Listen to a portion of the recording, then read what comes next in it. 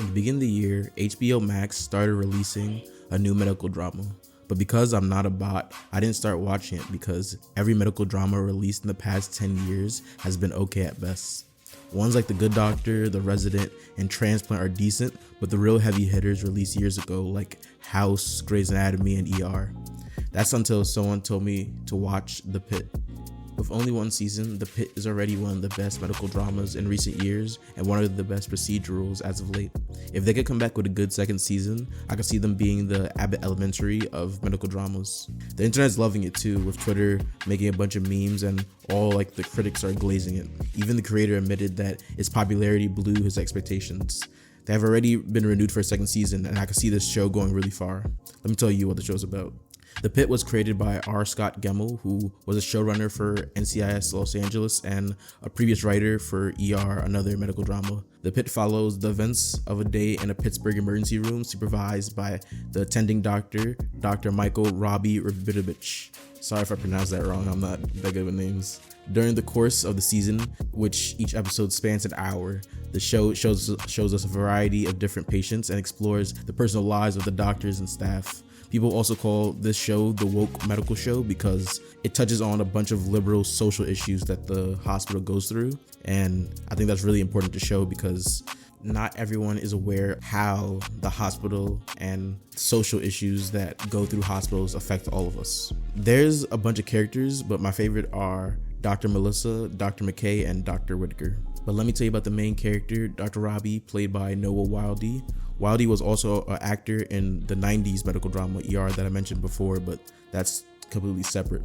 We follow Dr. Robbie as he tries to run the ER room the best he can, but he deals with a lot of internal struggles like his PTSD and the death of his mentor who died during the COVID debacle. During the season, we see him try to be like the pillar that holds down the ER room, but he's still dealing with that and he tries to keep it on like the down low because he doesn't want to be seen as weak. This is something that I find really commendable that the show touches on because doctors suffering through PTSD and going through internal strife is something that is real and more people should know about it. Dr. Melissa, played by Taylor Durden, is probably a fan favorite character because of just who she is, and she's really an entertaining character. She's one of the younger doctors, and she's actually neurodivergent and a pretty good example of neurodivergent representation on TV. She has pretty good storylines that touch on dealing with neurodivergent patients and just overall patient care. I think she's really good and I want to see her a lot in the next season. I also like Dr. McKay, played by Fiona Dorff. Dr. McKay is a mid-level doctor,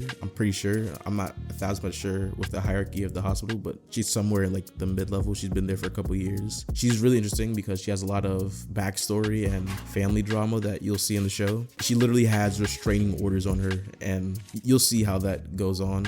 In terms of social issues, her character touches on themes of like family and sexual assault, her past life, and in her patients. She's definitely one of the more interesting characters and I definitely want to see more of her in the next season. I also like Dr. Whitaker, played by Taryn Howell. Dr. Whitaker is another young doctor on the show. He's not really a fan favorite, but obviously people still like him. I like him mostly because he's pretty down to earth and relatable. His character doesn't touch on as many social issues, but he has a pretty good storyline where he learned to empathize with a homeless guy that he was trying to care for. And there's a scene where he deals with him that's kind of like chaotic and kind of funny. But the way that the show does it in terms of like him empathizing with this homeless man is really good, even though it kind of sounds cheesy from the way I'm describing it. They do it pretty well, and it's actually foreshadows to another plot point later down in the show. I found that pretty good. There's a lot of characters in the show. I don't have time to go through all of them, but you definitely should watch it.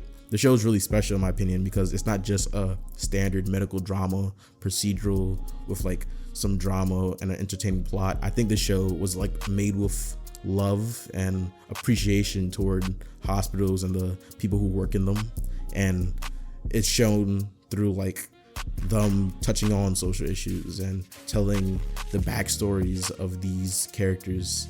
I can't wait for the next season and you should definitely watch it. That's it for me. Like and subscribe.